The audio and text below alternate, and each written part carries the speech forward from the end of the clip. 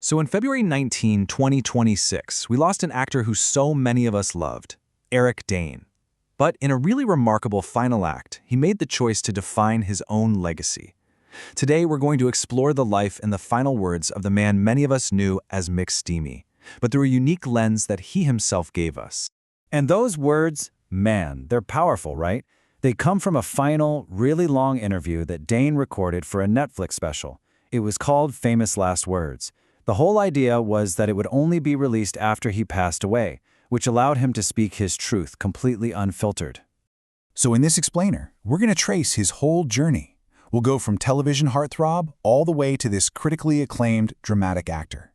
We'll explore his private battles, which he fought with so much public courage, and we'll share the powerful lessons he left behind, not just for his daughters, but really for all of us.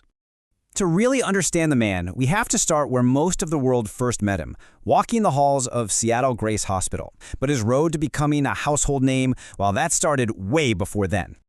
Okay, so here's a look at his early path. Born in San Francisco, he finds this passion for acting in high school. That passion pulls him down to LA in '93, where he starts grinding it out, building a solid career with roles on shows like Saved by the Bell and Roseanne. By 2003, he gets this really memorable role on Charmed. But it was 2006, that's when everything was about to change.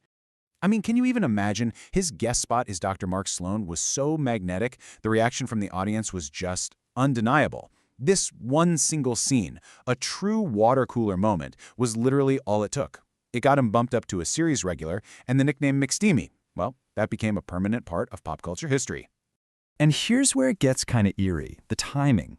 He passed away on February 19th, 2026. Exactly 20 years to the day of his first Grey's Anatomy appearance. It's this chilling full-circle moment that fans immediately picked up on.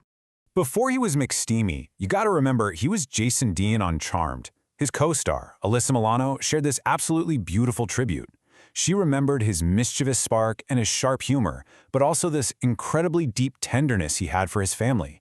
It just paints such a vivid picture of the man behind the persona, a man who was clearly ready to show the world so much more. Now, while Grey's Anatomy made him a star, no doubt, Eric Dane was not going to be a one-trick pony.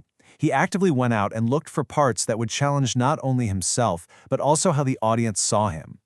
And you can totally see it in the roles he picked. He branched out into big blockbusters like X-Men, comedies like Marley and Me, and yeah, even the action-packed Bad Boys Ride or Die. What's really crucial is that he also proved he could carry a whole series, starting for 5 seasons in The Last Ship. But his biggest transformation, the real game changer, that was still on its way. Just look at this, it's night and day, right? On one side, you have the charming, confident, romantic lead that made him famous, and on the other, the role that would completely redefine his career, Cal Jacobs in HBO's Euphoria. Cal was everything Mark Sloan was not. Repressed, morally complicated, and just haunted. This wasn't just him taking on a different part. This was a complete reinvention of his career. His performance as Cal was so raw, so layered, it earned him huge critical acclaim. And you have to wonder, right? Did the courage to face his own private battles give him the vulnerability he needed for a role this complex? It allowed him to dive into these themes of trauma and prove he was one of the most compelling actors of his generation. Because behind all the confident characters he was playing on screen, Dane was navigating some really significant personal challenges, and he faced them with a kind of honesty that's pretty rare and totally admirable. Throughout his life, he was always open about his struggles. He went and got help back in 2011 for a dependency on pain medication. Then in 2017, he bravely paused his work on The Last Ship just to focus on his mental health and battled depression. And then in April 2025, he shared his most difficult diagnosis yet. So, just so we're all on the same page, what exactly is ALS? It's a devastating, progressive, neurodegenerative disease. It attacks the nerve cells that control your muscles, which basically traps a person inside their own body as they lose the ability to move, to speak, and eventually to breathe. It's just brutal. Now, faced with this diagnosis, did Eric Dane retreat? Nope, not him. He fought. He became this incredibly passionate advocate, partnering with the nonprofit I AM ALS for their Push for Progress campaign. And their goal? To raise a staggering $1 billion for research to find a cure. And this brings us right back to where we started, to his final interview. In it, he kind of distilled his entire life's journey and his fight with ALS into this powerful, unbreakable message for the people who matter to him the most.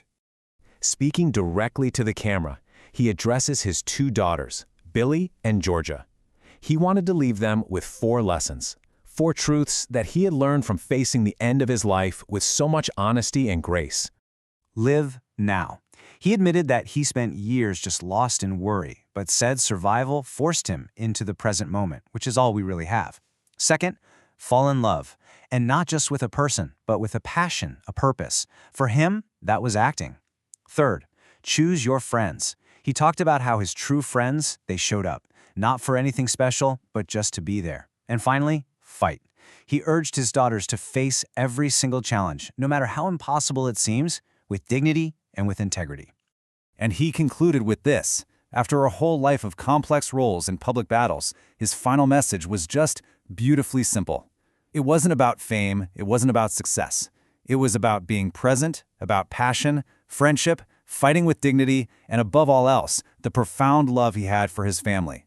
A final word that ensures his true spirit will never, ever be forgotten.